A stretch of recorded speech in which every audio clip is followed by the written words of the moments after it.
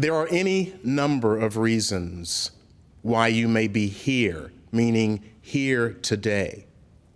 And what I'd like to say to you, to everybody in the room, but especially to people like me, people of a certain age, and I'm 61, I'll forgive the fact that you didn't all stand up saying, "No way, you're too young, there's no way."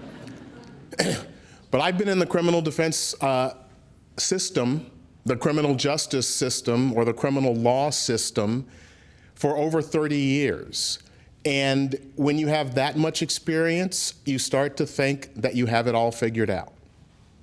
And so I'm just going to ask for those of us who have the most experience in this room to just for a couple of minutes suspend your disbelief or suspend what you may think of, this is just another talk, I really don't need to hear this. And let's see where it goes. This is a different question. Why did you do it? Everybody in this room had career opportunities that could have taken you to some other place, but this is the place that you ended up. This is the job that you chose to have. And I'm asking you to answer very clearly in your mind tonight, why did you do it? Why did you make this choice?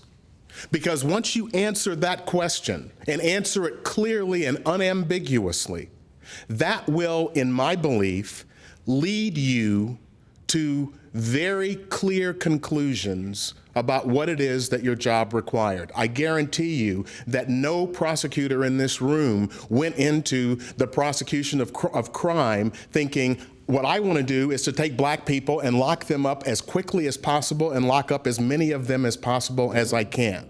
And I guarantee you no public defender took this job saying, I want to represent a whole lot of black people, give them inadequate representation, and send them to prison as quickly as I can. That's not why people did these jobs. Can I just see a show of hands for a minute? How many people in this room have ever owned a slave? There are no hands in the air. It's not our fault. Everybody take a deep breath. I am not here to blame anybody for anything. It is part of our shared history. And understanding why you took the job that you took, I think, will be a focus for you as you consider some of the information that I'd like to share with you. And I think part of the reason that I'm nervous today is because when you go around the country and you're speaking to audiences that don't know you, one of the things that I have to do here is to confess my own ignorance and the humiliation that I've undergone in the last 4 years, because I told you I'm 61. I was born in 56. I grew up in Memphis, Tennessee. The civil rights movement wasn't something I read about in a book. It was happening right outside my door as my brothers and I integrated the Catholic school system in Memphis, Tennessee in the early 60s, one of about 3 or 4 families to start that process.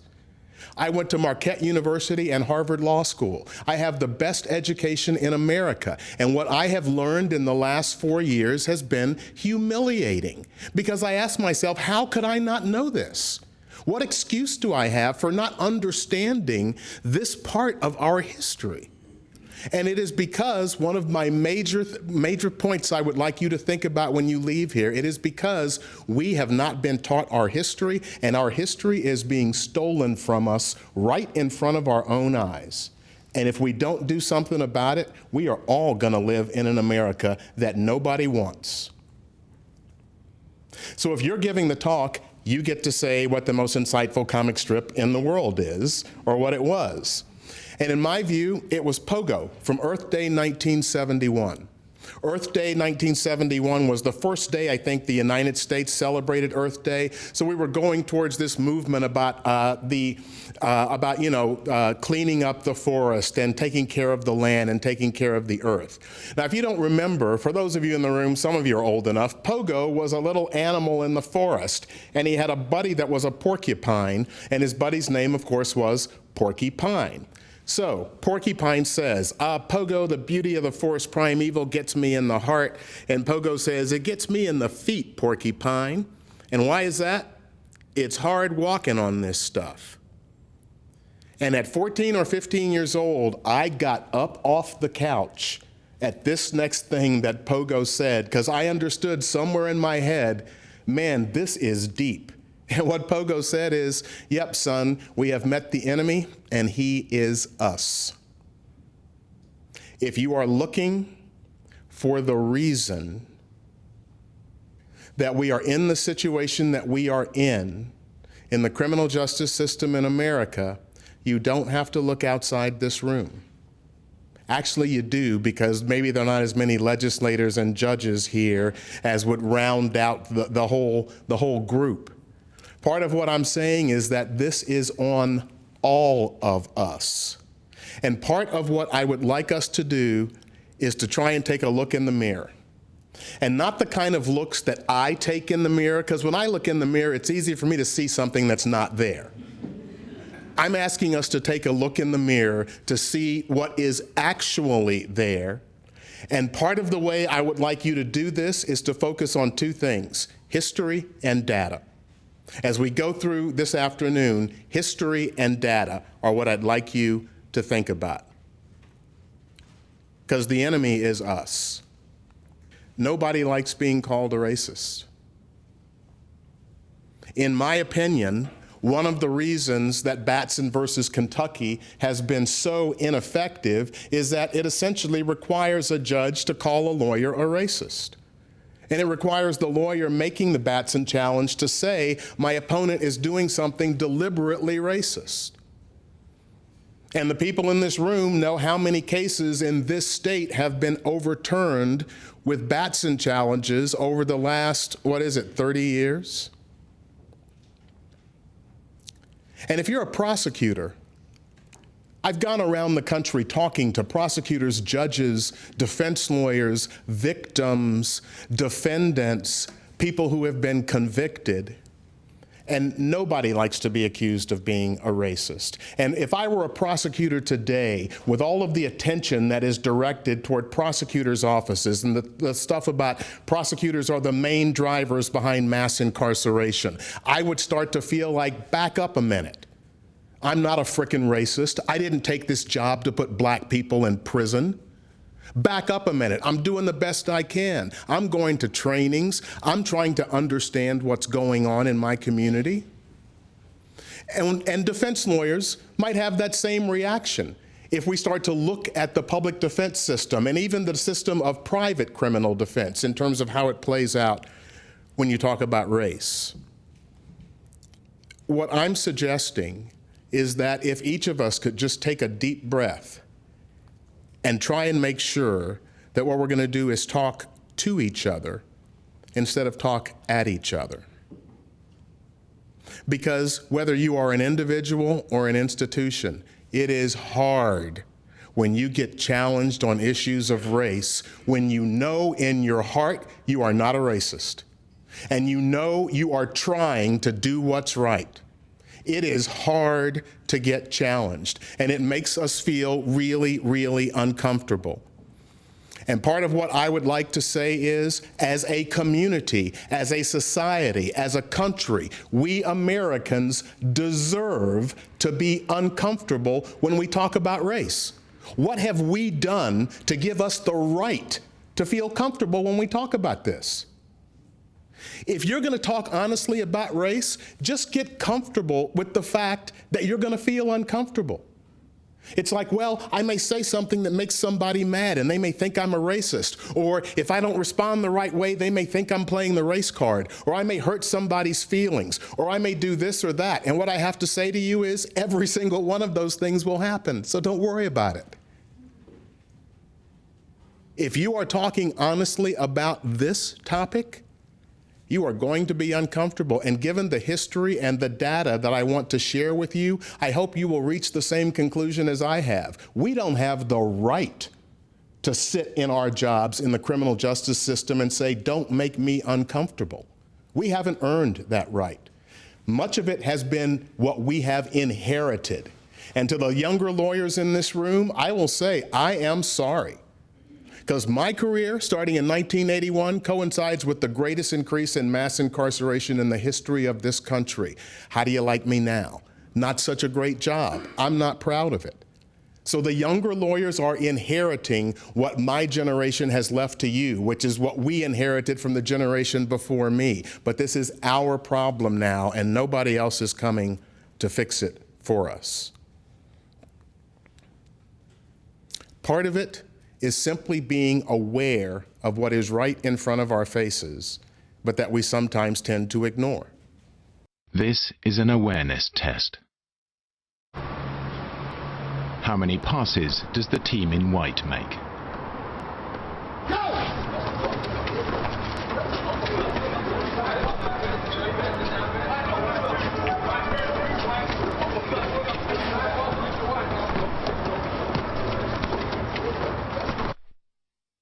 The answer is 13. But did you see the moonwalking bear?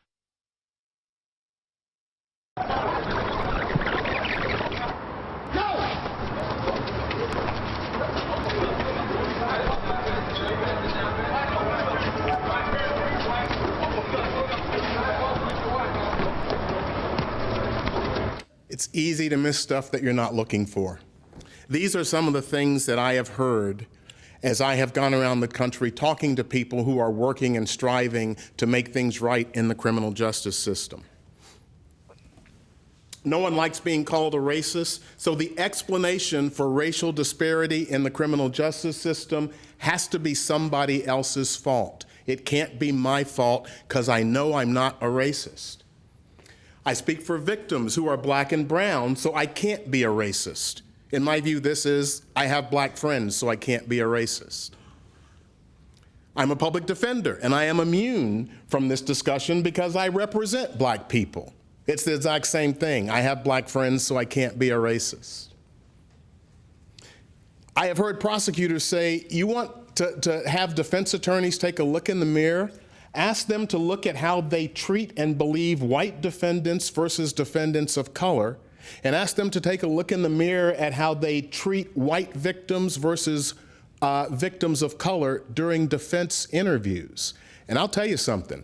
In 1983, as a King County public defender in TDA, I sat in this very courtroom with a prosecutor named David Smith, and we sat back in that corner because trials used to get assigned out from this courtroom. And we were talking about the cases coming up, and he said, you know, there's one thing I've noticed about your office. And I said, what's that? It's like, you guys are really good trial lawyers, you're really aggressive, but I'll tell you, on the cases where there really is no defense and you're going to trial, it's almost always a white defendant.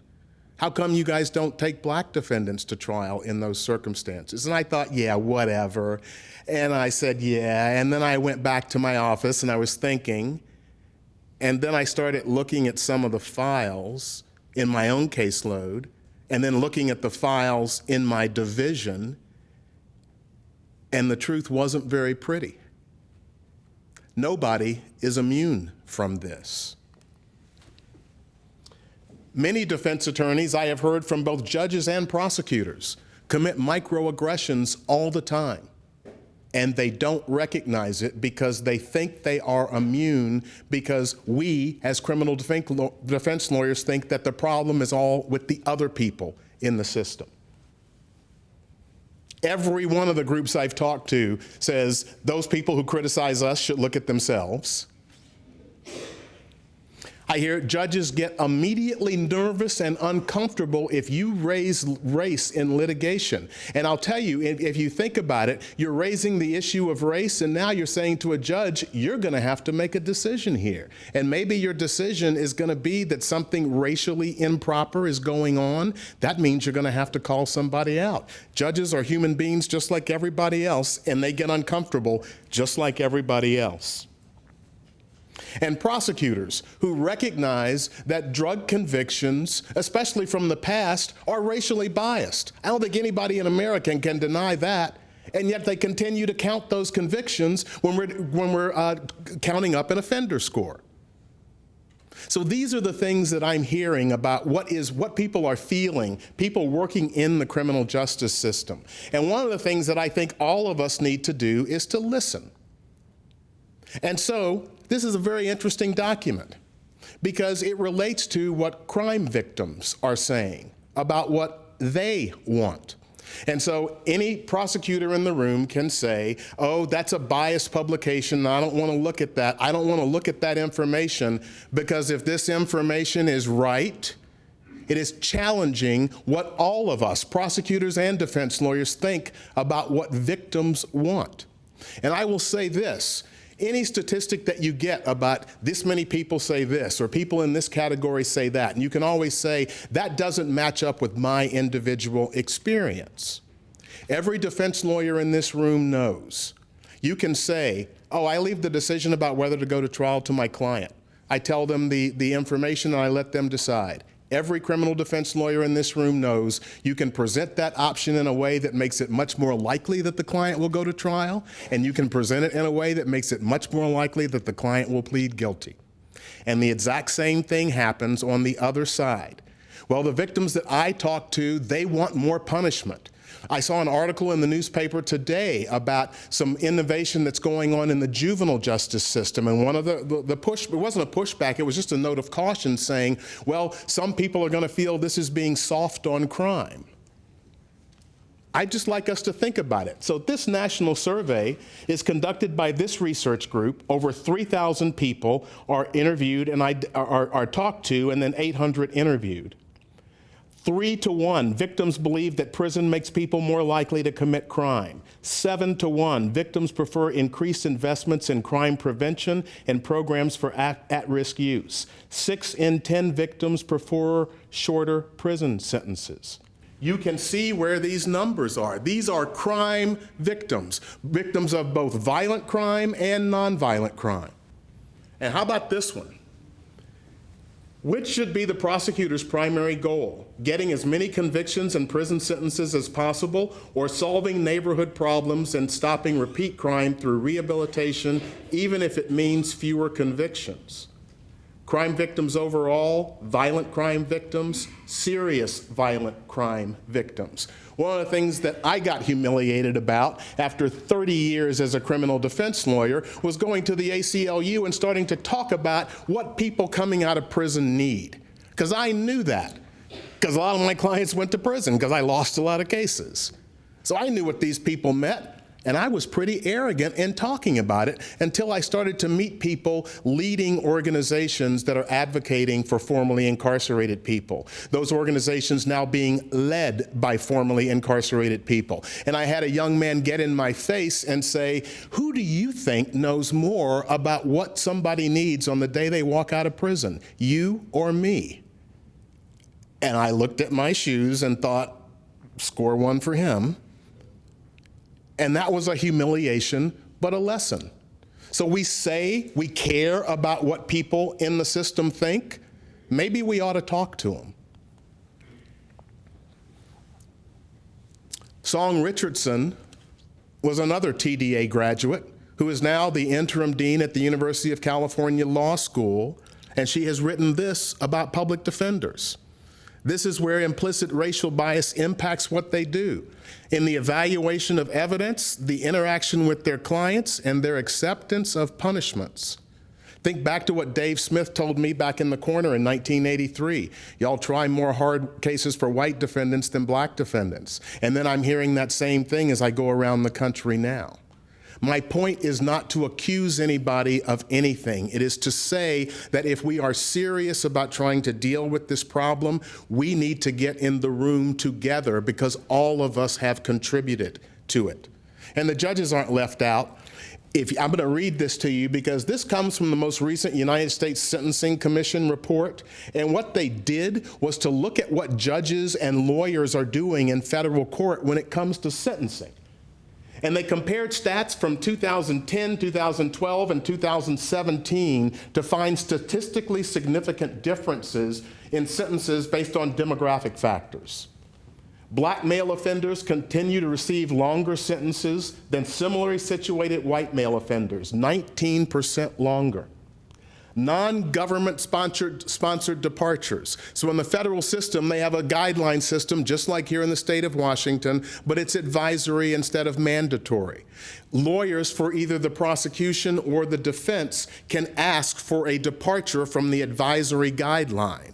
And what they found is, in places where it was the defense lawyer asking for a departure, the variances were significant. Black males were 21% less likely to get that downward departure when a defense lawyer asked for a variance. I want to ask the federal judges, why is that? If black males got the non-government sponsored departure downward, it was less than what the white defendants got. And even when they were sentenced within the advisory guidelines, there was still an 8% difference between the sentences for blacks and whites. Why is that? What explains that? Is it just a mistake? And what they did was to look at black male sentences on average 20.4% longer than similarly situated white males, accounting for past violence. So they took violent offenses into account. And what they said is the only difference that a violent offense tends to make in sentencing is the number of points it adds to your score to determine where your advisory guideline range is. We look up to our federal judges as some of the highest examples of judicial fairness in the country. And this is what they're doing. So that's where we are. Maybe everybody in this room has seen that chart. But part of the meaning of this chart, state prisons, 1,330,000 people, local jails, 630,000 people. If you let every person in federal prison out tomorrow, we've got more than 2 million people in prison. This problem is, and there's good news and bad news about that. The bad news is, we've got over 2 million people in prison. The good news is, no matter who is in the White House, this problem is going to get solved at the state and local level, because that's where the problem exists. And no matter who is in the White House, there's only so much influence they can have over what people like us do in the systems that we work in. Those are incarceration rates per 100,000 people, and you see where we are in terms of the rest of the world. 2.3 million people in prison, and over 1 million of them are African American. The U.S. has 5%, and these figures go up and down a percentage each year, but essentially we have 5% of the world's population and 25% of the world's imprisoned population. And if nothing else changes, every 1 in 3 black males born today will go to prison. Private prison industries, when they look at where they're going to build new prisons or where they're going to buy state facilities and try and run them, one of their largest metrics, third grade reading rates. Because if the reading levels in the third grade aren't at a certain level, they say, build the prison, buy the prison, because we're going to have customers. About 14 million whites and 2.6 million African Americans report using an illicit drug, and these figures have been verified by conservative groups, liberal groups. Everybody comes up with figures that are not statistically different. 5 times as many whites are using drugs as African Americans, and yet we get sent to prison for drug offenses at 10 times the rate of whites. African Americans represent 12% of the total population of drug users, but 38% of those arrested for drug offenses and 59% of those in state prison for a drug offense. And we get almost as much time for drug offenses as white defendants do for violent offenses. This is on average across the country. This is the system that we're working in. And so both prosecutors, defense lawyers, judges, legislators, anybody working in this system, part of what I'm saying to you is if people are challenging us and saying, man, it sure seems like the problem of race is running rampant in your system, I'm asking us not to get so defensive, because maybe they've got a point. African American youth, 9 times more likely than a white youth to receive an adult prison sentence. We're talking about the same crime. Latinos, 4 times more likely. And let me say this. Most of this talk, I am going to be talking about the African American experience in America. There is a Latino experience. There is a Native American experience. African Americans are not the only group that has been discriminated against in this country. I am using our experience as an example of what we have done in our history. And that experience, when you talk and look about what's happened to other groups, the thing that's so sad and depressing is it's so frighteningly similar. Think about this. The 10 cities with the largest police departments paid out $284 million last year in settlements. So from 2010 to 2017, those cities paid out $1.02 billion in settlements for police misconduct. So when people are looking at the system and asking questions, maybe it's just that, the juries in America are just, and legislators who are making settlements are just really anxious to give people money in police misconduct cases. But if that's not it, does this say that there's a problem? And then when people say to us, if the problem is that big, how come I don't see more prosecutions of police officers? And one of the reasons in this state, as virtually every elected prosecutor has indicated, is that the law makes it virtually impossible to prosecute a police officer for homicide. People use the term white supremacy a lot these days, and I want to tell you what I mean when I use those terms. The black race is not equal to the white race, and treating them unequally makes sense. It is natural and normal for blacks to be subordinate to whites. As you hear this, don't be thinking, oh, those are so extreme, nobody in America thinks that anymore. The superiority of whites over blacks is proven by history and experience. The disparities based on race in America are due to hard work and skill, nothing more.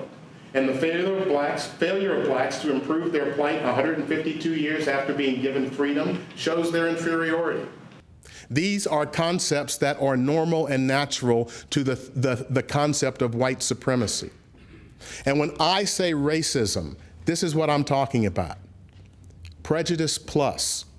So people use the term reverse racism to talk about black racism or racism by people of color against whites. What I would like to suggest to you is that is a term that really has no meaning. It is impossible to be a reversed racist for a person of color in this country. You can be prejudiced. You can be a racial bigot without any problem whatsoever.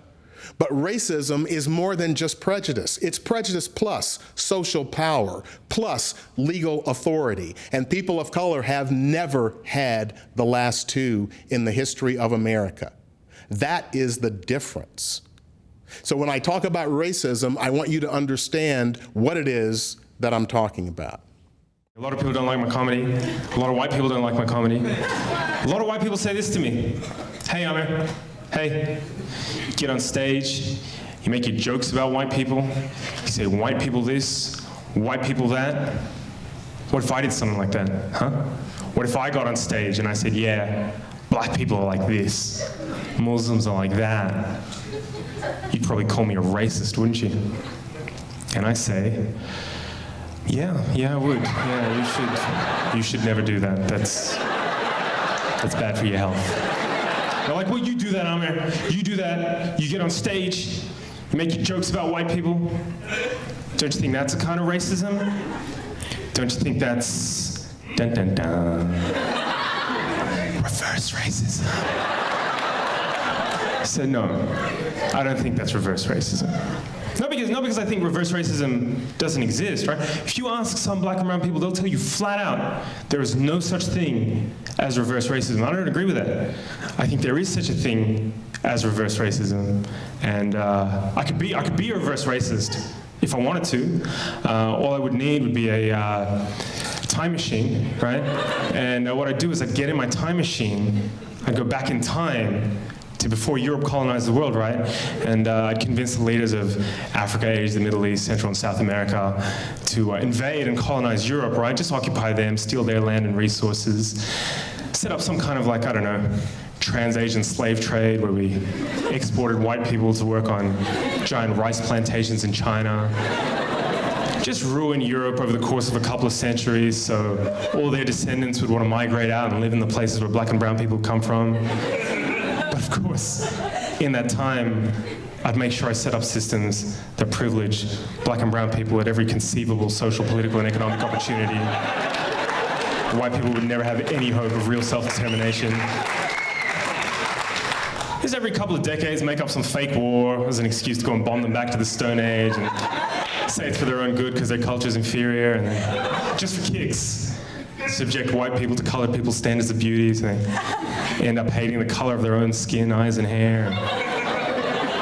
If, after hundreds and hundreds and hundreds of years of that, I got on stage at a comedy show and said, hey, what's the deal with white people?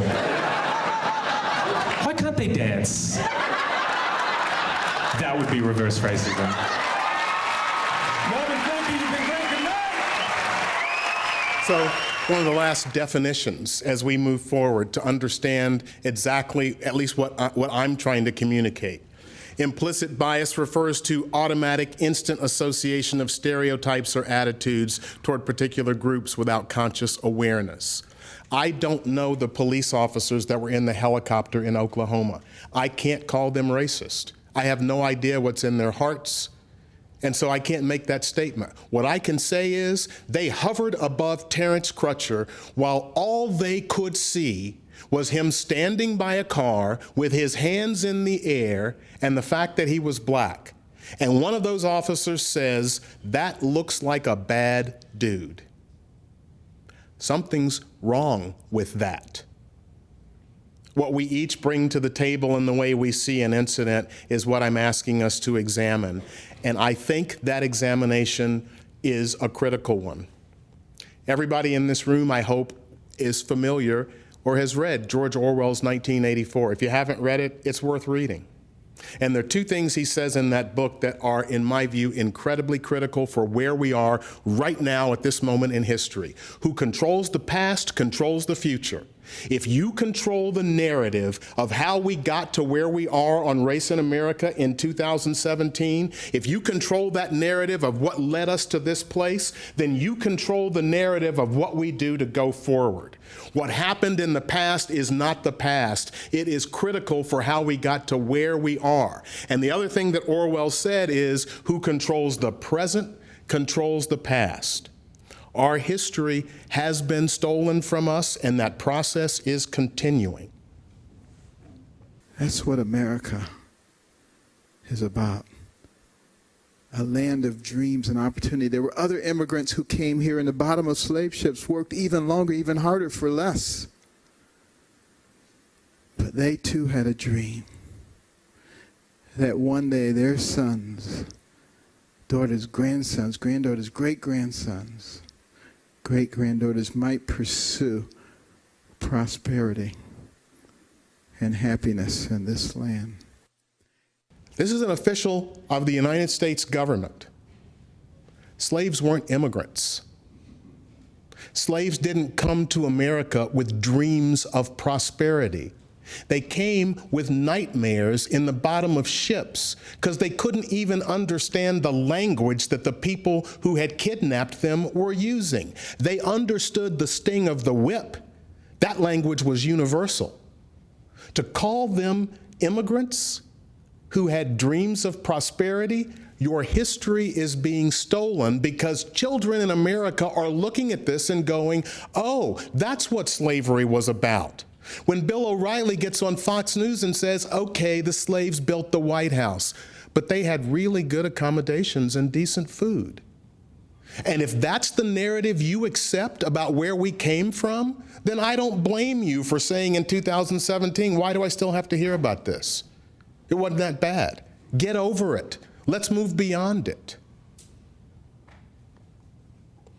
Had Andrew Jackson been born a little later, you wouldn't have had the Civil War. He was a very tough person, but he had a big heart, and he was really angry when he saw what was happening with regard to the Civil War. He said, there's no reason for this. This is the President of the United States, and we can laugh and say, oh, nobody pays attention to him, just like we were laughing before the election saying there's no way he's going to win it. This is a narrative that is coming from our government. Andrew Jackson was dead 16 years before the Civil War started. Andrew Jackson had no big heart when it came to slavery. He was a serial killer. Andrew Jackson was one of the most brutal slave owners in the history of America. And go to this book. It's amazing what's out there when you start looking. American Slavery as It Is, written in 1839. And all these two people did was to go around the country getting newspaper articles about slavery, and they put them all in a book. That's why they called it American Slavery as It Is.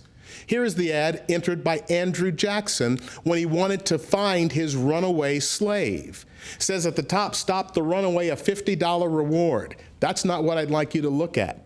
It's here at the bottom as he's giving an extra added benefit.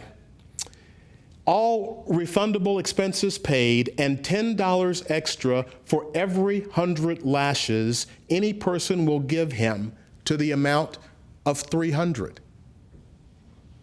We're talking about lashes with a whip for running away, because this was property. This was chattel. That is Andrew Jackson, not somebody else.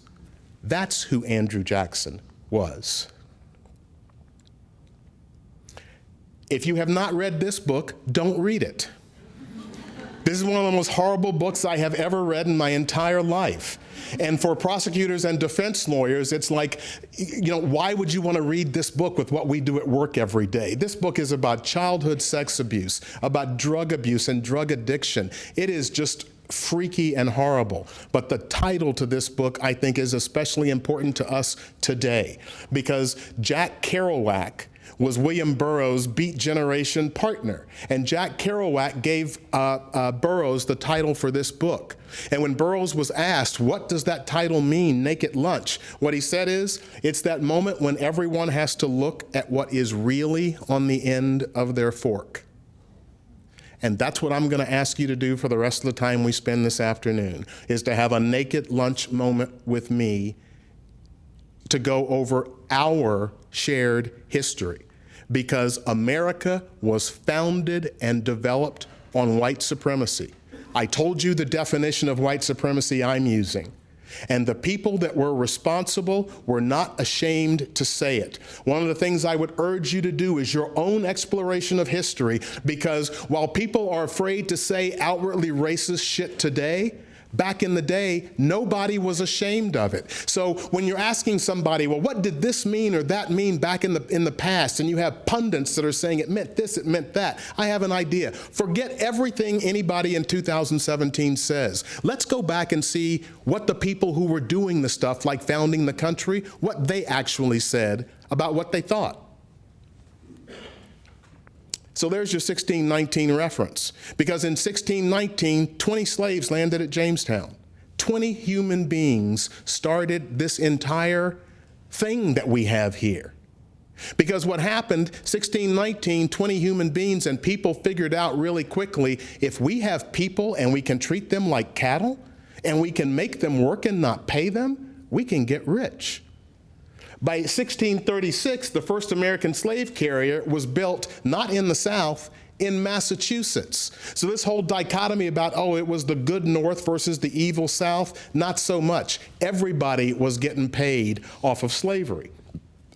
And I'm going to go through some of these laws because I want you to understand, like I didn't understand. I want us to understand what slavery was. And I am asking you to share in my personal humiliation as I had to go through and think, how did I not know this stuff? These laws are telling you what people thought. Children of enslaved mothers are slaves regardless of their father's race. This was a tacit admission that the black women are going to be raped by the slave masters. It is going to happen, and let's just make sure that nobody thinks any of these kids are going to be treated as white people. Enslaved blacks who converted to Christianity, praise God, but you're still a slave. Virginia slave masters were allowed to kill slaves that resisted authority. I'm just going to ask you to think about those words, getting killed for resisting authority. And think about that in the context of 2017, not 1619 or 1669 here. By 1740, whipping in South Carolina or execution, and look at what they were punishing people for. If you grow your own food, if you learn to read or if you assemble in groups. Because if they start doing that, they start acting like normal human beings. And what are we going to do if all of them turn on us at the same time? In Georgia, by 1755, every plantation owner and every white employee of that plantation owner had to serve in the militia. What that dealt with was the inspection of slave quarters and keeping the slaves under control. White people were required to serve in the militia. And 40 of the 56 signers of the Declaration of Independence owned other human beings. My point is that the people that founded America had absolutely no problem with the concept of white supremacy. It was what they believed in deep in their souls. So can I see a show of hands? How many people know who the colonial Marines were? So folks, you know, this is like my blood pressure just like went down a little bit because I had no idea who the colonial Marines were until I started to read. And I thought everybody else is going to know. Thank you for not knowing and being as stupid as I was. Makes me feel better. The colonial Marines were black slaves that fought with the British during the War of 1812. Why did they fight for the British? Because the British said, if we win, we'll give you your freedom. And as you might imagine, when they were fighting for their freedom, they were vicious. The colonial Marines were part of a group that met American troops right outside of Washington, D.C., about 3 weeks before the bombing at Fort McHenry, where Francis Scott Key was looking at the bombs bursting in air and became so impassioned that he wrote the Star-Spangled Banner. Francis Scott Key was part of that American troop, and the colonial Marines were part of the British troops.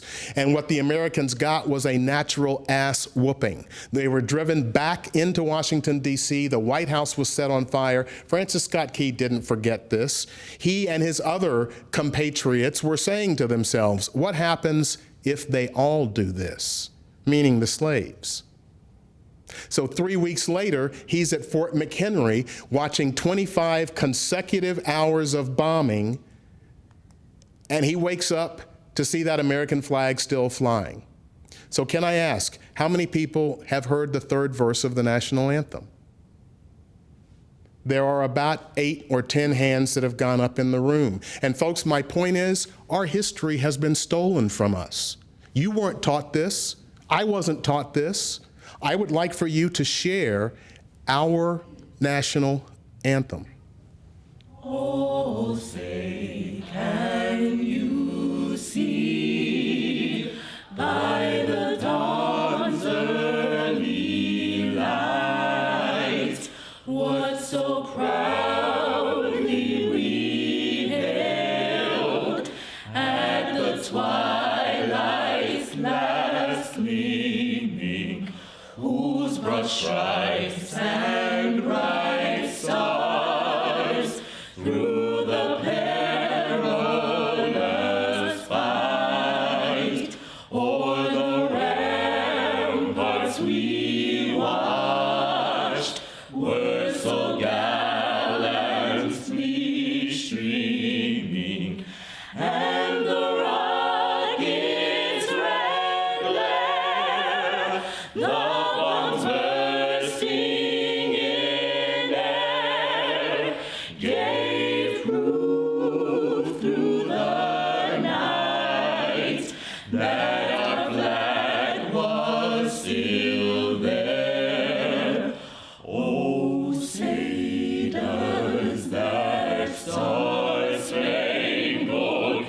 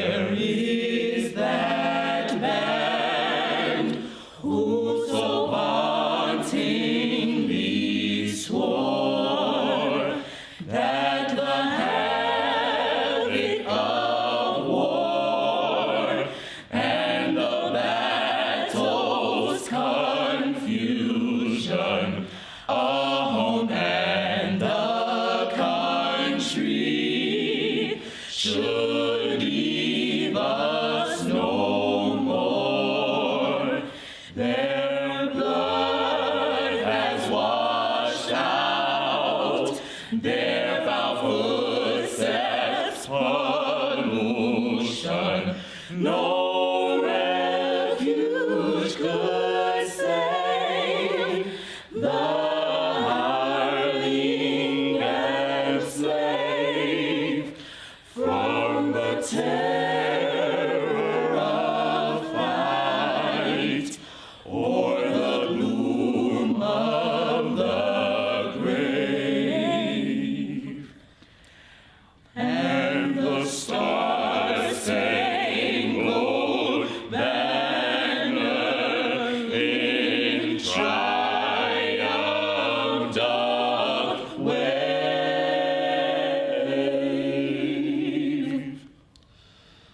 o'er the land of the free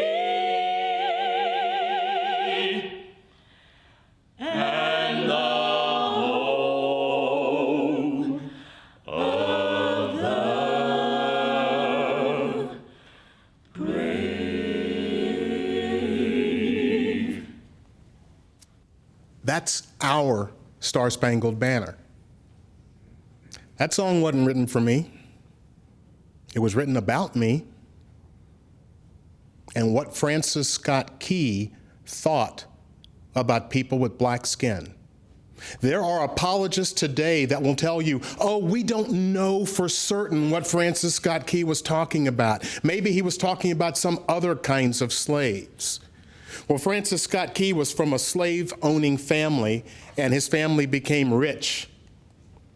He said that Africans in America were a distinct and inferior race of people, which experience proves to be the greatest evil that afflicts the community. As district attorney for the city of Washington, D.C. from 1833 to 1840, he defended slavery by attacking the abolitionist movement, accusing abolitionists of wanting to associate and amalgamate with the Negro. And he brought a death penalty case in Washington, D.C. against a man who possessed anti-slavery literature. That's who Francis Scott Key is. And here's the thing about America. America is the greatest country in the world. I actually believe that in my heart. But for the prosecutors and defense lawyers in this room, every single one of us knows that this line from that great movie, Anatomy of a Murder, is true. People aren't just one thing. People can have really good traits and do something really stupid and horrible. America is the greatest country in the world, but this is our history, our true history, and we have to account for it. You can be a great country and a country built on white supremacy. While they are not compatible with each other, how many times do we see in institutions and in human beings the seemingly incompatible being mixed?